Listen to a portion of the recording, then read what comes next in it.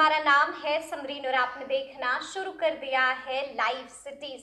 VIP अन्य पार्टियों का खेल बना भी सकती है और अन्य पार्टियों का खेल बिगाड़ भी सकती है। वीआईपी मेरे पिताजी की पार्टी नहीं है।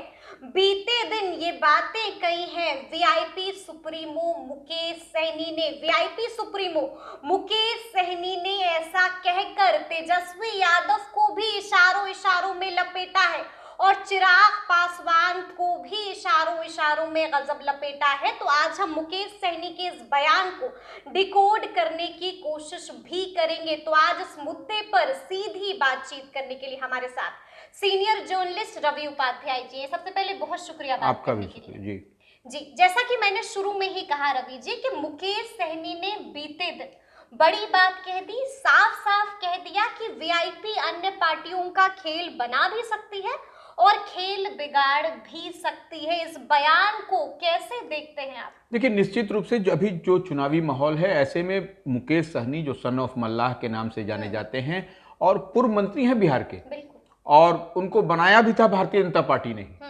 तो ऐसे में आप देखिए समरीन की वो जो बात कर रहे हैं कि जो वो बहुत ही माने छायावाद के वो कह रहे हैं कि जिनको 40 सीट जीतना है वो या फिर कड़ी टक्कर देनी है तो वह महागठबंधन को और एनडीए को, दोनों को ही अपने एक तीर से दोनों को लपेट रहे हैं वो। तो यह बात है, तो कहीं ना कहीं यह दिखाई पड़ रहा है कि वो उनकी जो लालसा है, जो उनकी ललक है, जो उनके पार्टी के की जो इच्छा है कि बिहार में सीट बंटवारे को लेकर के, तो वह कहीं पूरा होता हुआ दिखाई नहीं पड़ रहा है, नंबर एक। नंबर दो बात, आप चलिए बोचहा और कुढ़नी उपचुनाव के नतीजे पर, जबकि विपरीत परिस्थिति थी उस समय, एक जगह 25,000 एक जगह 30,000। तो यह उन्होंने करके अपने बलबूते अपनी पार्टी, अपने विकास वीआईपी के सैंबल पर उम्मीदवार उतारा था बगैर किसी लाग लपेट के अपने बलबूते पर। तो यह 25-30 हजार का वोट उनके पास में चढ़ा उस समय।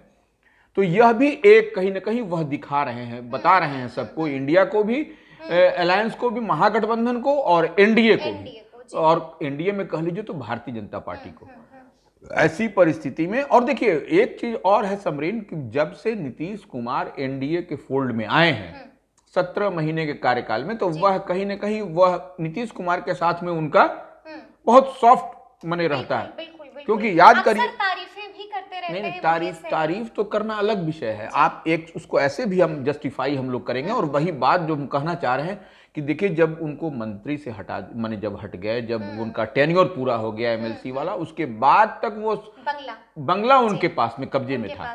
तो वो ऐसी परिस्थिति में यह दिखाई पड़ता है कि वह नीतीश कुमार से उनकी गहरी क्षमता है, इसमें कहीं कोई दो मत नहीं, और उनके वो प्रशंसक हैं वो, नंबर एक। और नंबर दो बात, अब देखिए जो बात वो बताना चाह रहे हैं कि हमको जो है, तो हमारे पास इतना वोट है, इतना मल्लाहों का, निषाद का जो वोट है हमारे पास में है, और निश्चित रूप से बिहार के कई ऐसे लोकसभा क्षेत्र हैं और माने विधानसभा क्षेत्र में भी मल्लाह की संख्या है उनकी। तो वो ऐसे में वह और मल्लाह में उनकी पकड़ भी है, इससे भी आप इनकार नहीं कर सकते। सन ऑफ मल्लाह खुद को कहते हैं। हाँ बिल्कुल। तो ये ऐसे में, और किसी भी परिस्थिति में उतना वोट वो 25,000, 20,000, 10,000 वोट उनके पास में है, वो हर पॉकेट में डैमेज कर सकते हैं निश्चित रूप से। इसीलिए वो कह रहे हैं कि जिसको जरूरत है वो, और जिसको माने 40 सीट जीतना चाहते हैं वो, और जो नहीं, मतलब अन्य पार्टियों का खेल हम बना भी सकते हैं, बिल्कुल बिगाड़ भी सकते हैं। लेकिन इसी के साथ एक और बात कही है मुकेश सहनी ने, साफ साफ कह दिया है कि वीआईपी हमारे पिताजी की पार्टी नहीं है, यानी कि एक तीर से तेजस्वी और चिराग दोनों को ही लपेटा है। देखिए, तो राजनीति है समरीन, तो राजनीति में तो अब लपेटा लपेटी चलते रहेगा। लेकिन वह जो बात कह रहे हैं वो निश्चित रूप से चिराग पासवान के लिए भी कह रहे हैं, इशारा उनका है, बगैर नाम लिए हुए कहा है उन्होंने, और तेजस्वी के लिए भी कहा है कि वह हमारे पास, तो ऐसे में तो कांग्रेस के पास भी है, उनके भी पिताजी की, दादाजी की पार्टी है। तो यह और किस स्टेट में नहीं है, आप कहाँ चलिएगा, सब जगह। तो वो मान लीजिए दुर्भाग्यवश या सौभाग्यवश हम नहीं माने, या आप नहीं, कोई नहीं है, लेकिन सब जगह तो कुछ ना कुछ इस तरह से है। उसको आप इसको आप सिंबलाइज करके या इसको कह करके आप नहीं कुछ कर सकते, या चिराग हो या तेजस्वी का नाम लेकर के। लेकिन बाद के दिनों में देखिए वो अपने बलबूते वो पार्टी की नर्सिंग करके, पार्टी को सीज करके कहां से कहां लोग ले जा रहे हैं। इस बात से आप इनकार कर सकते हैं क्या? वीआईपी को नाम की तरह बिहार की राजनीति में वीआईपी बना दिया है मुकेश। यह बात, हाँ, निश्चित रूप से एक बात है कि कम दिनों में, कम समय में सन ऑफ मल्लाह मुकेश सहनी ने अपनी पार्टी को एक पहचान दी है बिहार में।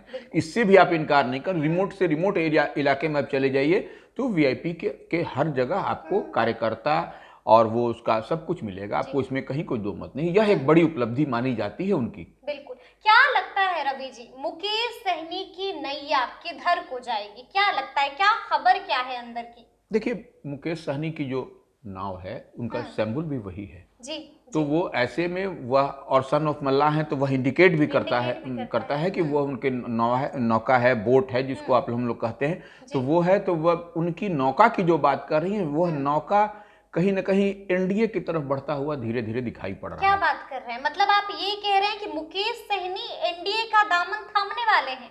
और क्या मतलब इसको हम कैसे कह सकते हैं? क्या कोई बातचीत हुई है बीजेपी आला कमान से मुकेश सहनी की? देखिए, बीजेपी आला कमान से बातचीत जो है सो बीजेपी को, भारतीय जनता पार्टी को क्या चाहिए और एनडीए को क्या चाहिए, बिहार में समरीन 40 चाहिए ना, तो 40 में मुकेश सहनी की उपयोगिता है, इसको आप इनकार नहीं कर सकते हैं। अगर यदि मुकेश सहनी आपके साथ में एनडीए के फोल्ड में बिहार में है तो वो आप 40 की 40 निश्चित रूप से, उसमें कहीं कोई इधर उधर नहीं करने वाला। खेल बना देंगे। और देखिए, इसी खेल को, यह खेल न बने इसलिए देखिए महागठबंधन की ओर से उनके पास ऑफर आ रहा है।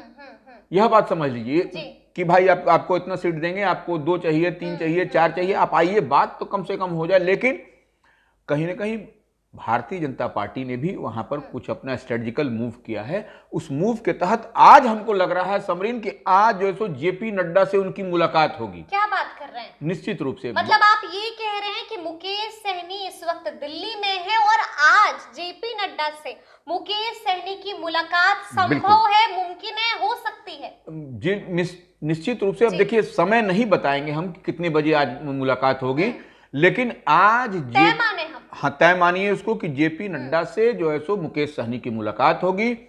और उसके बाद बिहार में उनकी पार्टी को, विकासशील इंसान पार्टी को कितनी सीट मिलेगी, कितनी सीट दी जा रही है, यह भी बात होगी। ये भी बात होगी निश्चित रूप से। अच्छा, क्या लगता है, आपने देखिए बड़ी खबर हमें दी है रवि जी, आपको क्या लगता है कि जब नड्डा से मिलेंगे सहनी तो डिमांड क्या रखेंगे? सहनी की मांग क्या होगी? कितनी सीटें चाहिए मुकेश? देखिए, मुकेश सहनी की मांग, हम जितना समझ पा रहे हैं, मुकेश सहनी की मांग है लंबे समय से। वो जब भी कहते हैं, जब भी एनडीए फोल्ड में आने की बात होती है, तो वो उनका एक ही रहता है कि जितना जो है सो लोजपा को चाहिए मिला है उतना ही हमको चाहिए। मतलब कि चिराग को जितना चिराग को। अच्छा जी, मतलब कि जितना चिराग को चाहिए उससे कम पर नहीं मानेंगे। हाँ बिल्कुल, हाँ बिल्कुल, यह बात उनके पार्टी की ओर से मैंने कहा जा रहा है। और दबी जुबान से कहीं ना कहीं यह कहा भी जा रहा है कि जितनी सीट चिराग को मिली है उतनी सीट मुझे भी चाहिए। अच्छा, हाँ, तो यह बात किया जा रहा है। लेकिन तब है कि यदि आपको मुकेश सहनी से भारतीय जनता पार्टी अगर यदि बेहतर, अगर यदि डील करे तो वह हमको लगता है कि कुछ न कुछ कमोबेश करके वहां पर उनसे डील बनती हुई दिखाई पड़ेगी। क्योंकि मुकेश सहनी को भी देखिए, एक तो उनको निषाद आरक्षण की मांग वो कह रहे हैं कि वो हो जाए, वो कोई भी कमिट कर दे या कुछ। कहा भी है ना कि आरक्षण नहीं तो गठबंधन नहीं, गठबंधन नहीं तो वोट नहीं, वोट नहीं तो दिल्ली की सरकार नहीं। एग्जैक्टली, तो यही। और तो अभी तो डबल इंजन की सरकार हो गई बिहार और वहां पर, तो ऐसी परिस्थिति में बिहार में ही कह दे, वहां केंद्र में ही कहे, माने वो उनका एक माने बड़ी सी लकीर उन्होंने खींच रखी है कि ये कहना पड़ेगा आपको निषाद के आरक्षण के लिए, और तभी जाकर के कुछ बात बनेगी। तो यह बात बनती हुई दिखाई पड़ेगी। उसके बाद सीट में कुछ कम बेसी भी अगर यदि हो तो वह हमको लगता है तब स्वीकार कर लेंगे, तब यह स्वीकार इनको हो जाएगा। लेकिन आपको लगता है कि अभी आप कह रहे हैं कि दबे अल्फाज में, दबे लहजे में हर तरफ से यही सुनाई देता है कि मुकेश सहनी को चिराग से कम सीटें नहीं चाहिए। आपको लगता है एनडीए में 6 सहयोगी दल शामिल हैं, क्या लगता है मुमकिन है मुकेश सहनी की मांग वहां पर एग्जिस्ट भी करेगी कि तुरंत में रिजेक्ट हो जाएगी? नहीं, देखिए, तुरंत में रिजेक्ट, पॉलिटिक्स में, राजनीति में समरीन, कोई चीज तुरंत में रिजेक्ट नहीं होता है। वो मुकेश सहनी भी एक वोट उनके पास में है। ऐसी परिस्थिति में भारतीय जनता पार्टी, लेकिन मुमकिन कहाँ है? है, नहीं, नहीं, 6 दल शामिल है एनडीए में। नहीं देखिए, हम आपको शुरू में ही हमने कहा कि नीतीश कुमार के साथ में उनका सॉफ्ट ये है, और नीतीश कुमार अभी एनडीए में है, 17 महीने के बाद से फिर से उनकी वापसी एनडीए में हुई है। ऐसे में अगर यदि उनको साथ में लेने, अगर भारतीय जनता पार्टी कोई सीट कम बेसी, मान लीजिए एक सीट भारतीय जनता पार्टी दे रही है, उनको 2 सीट दे रही है, एक सीट नीतीश कुमार के इस तरह से अगर यदि दिलवा देगी तो बात बराबर हो गया। बात ऐसे, इसको देखिए ऐसे, इसको इस तरह से भी समझा जा सकता है, और इस तरह से होता भी है इसी तरह से राजनीति में। लेकिन हम लोग तो ये कह रहे हैं रवि जी कि चिराग पासवान को हो सकता है कि 4 सीटें मिले। अगर मुकेश सहनी भी 4 सीटें मांग रहे हैं तो फिर बाकियों के लिए स्कोप कहां बचता है? नहीं, तो देखिए उसमें आपको अलग से भी कुछ एडजस्टमेंट होता है ना, जैसे बहुत सारा, जैसे हम बार बार इस बात को कहते हैं कि सबको एडजस्टमेंट तालमेल करने के लिए आपको अपर हाउस में भी भेजने की परंपरा रही है, और अपर हाउस में खुद मुकेश सहनी भी गए हुए थे, उनको मंत्री भी बनाया गया था। तो यह तो एग्जाम्पल है, वह तो जान रहे हैं, इस बात को समझ रहे हैं। तो ऐसे में हमको नहीं लगता है कि वह इससे इत्तेफाक नहीं रखेंगे कि अपर हाउस में भी उनकी पार्टी से, विकासशील इंसान पार्टी से किसी को भेज करके एडजस्ट करके किया जाए। तो यह, क्योंकि डबल इंजन की सरकार है, हम समझ, इस बात को समझिए। यहां पर अगर यदि महागठबंधन की सरकार होती, इंडिया अलायंस की सरकार होती, तब यह पॉसिबल नहीं था। लेकिन यहां पर अभी केंद्र और बिहार में दोनों में एक ही सरकार है, तो ऐसी परिस्थिति में यहां पर अगर बात बनती है, तब हमको लगता है कि यह अपर हाउस में भेजने की बात, उच्च सदन में भेजने की जो बात हम कह रहे हैं, वह होता हुआ दिखाई पड़ेगा, और मुकेश सहनी से बात तब जाकर के बन जाएगी। कोई सीट अगर लोकसभा का कम बेसी अगर होता हुआ दिखाई पड़ता है तब। तो मतलब कि मुकेश सहनी को कहीं ना कहीं कॉम्प्रोमाइज करना पड़ सकता है। देखिए निश्चित रूप से कॉम्प्रोमाइज तो दोनों आदमी को करना पड़ेगा, मुकेश सहनी को भी करना पड़ेगा। अगर यदि भारतीय जनता पार्टी में जाते हैं तो भारतीय जनता पार्टी को भी कुछ बात करनी पड़ेगी, एनडीए फोल्ड को भी, माने इस तरह से तभी जाकर के फोल्ड। देखिए आज भारतीय जनता पार्टी जो है सो कह रही है कि एनडीए में 47 और 48 दल है पूरे देश के स्तर पर। तो कैसे कह रहे हैं, इसी तरह से छोटे छोटे दल को, क्षेत्रीय दल को मिलाकर के ही 47 और 48 हुआ है ना। तो ऐसे में बिहार में भी मान लीजिए 5 दल है, 4 दल है, एक दल और बढ़ जाएगा, तो क्या दिक्कत है? आपको आपका स्ट्राइक रेट क्या है यह समझना पड़ेगा, टारगेट क्या है बिहार फतेह। और देखिए मुकेश सहनी के साथ में लाने से उत्तर प्रदेश में भी कुछ उनको लाभ होगा, बिल्कुल। अच्छा, आपको क्या लगता है, क्या महागठबंधन से भी बातचीत हुई है मुकेश सहनी की? क्या लालू और तेजस्वी से भी बातचीत हुई है? देखिए अंदर खाने में किससे बात हो रही है यह तो पब्लिक डोमेन में नहीं आएगा, हम लोगों के पास नहीं आएगा सबरीन। लेकिन निश्चित रूप से जिस तरह से लेकिन नड्डा से आज मुलाकात हो रही है। हाँ, आज नड्डा से, जेपी नड्डा से मुलाकात हो रही है। अगर यदि नहीं बात बनेगी तो फिर ऑप्शन खुला हुआ है ना। यहाँ तो लड़ाई देखिए एकदम आर और पार की है इस बार, एनडीए वर्सेज इंडिया।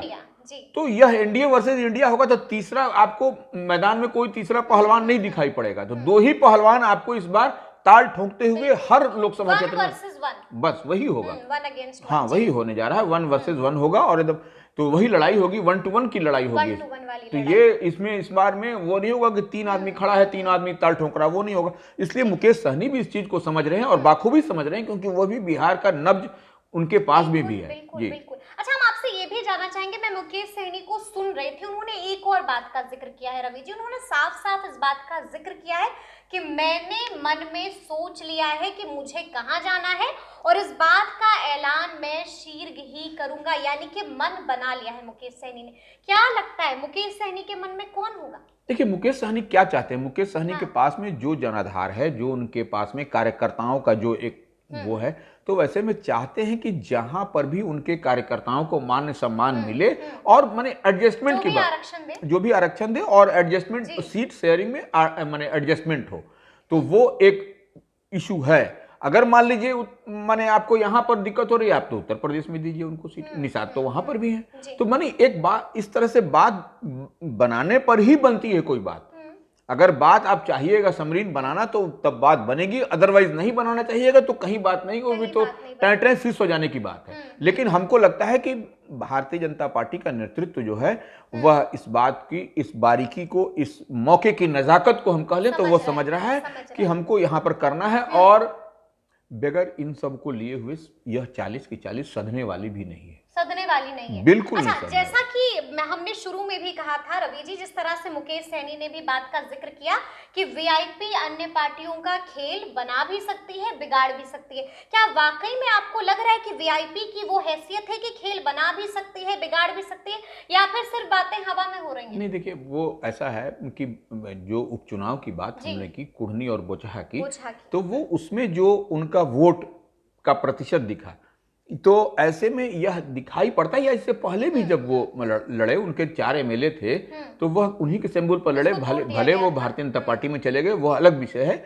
लेकिन उनके पास में वोट है, निश्चित रूप से वोट है। और अब देखिए, हाँ, अभी जैसे मुजफ्फरपुर से बात हो रही है ना कि मुजफ्फरपुर भी विकासशील इंसान पार्टी चाह रहा है लोकसभा का, तो ऐसे में वो ऐसे थोड़ी चाह रहा है कि मुजफ्फरपुर में, देखिए उस बेल्ट में, मुजफ्फरपुर जैसे बेल्ट में उनकी पकड़ है और उनके समाज के लोग हैं, और उनके साथ में सब लोग, देखिए उनके पास भी कहीं ना कहीं समाज के अन्य वर्ग का भी वोट है समरीन, इस बात से भी आपको इनकार नहीं करना चाहिए, और हम लोग उस बात को देख रहे हैं, तभी कह रहे हैं। और उनको अगर यदि आप साठ लीजिएगा, साठने का मतलब साथ में ले लीजिएगा, तभी जो है सो आप कोई बड़ा खेल बन जाएगा निश्चित रूप से। और देखिए दोनों को ही जरूरत है उनकी, इस बात को मुकेश सहनी भी समझ रहे हैं कि हम, मेरी जरूरत माने मुकेश सहनी को भी है और एनडीए को, बिल्कुल एग्जैक्टली।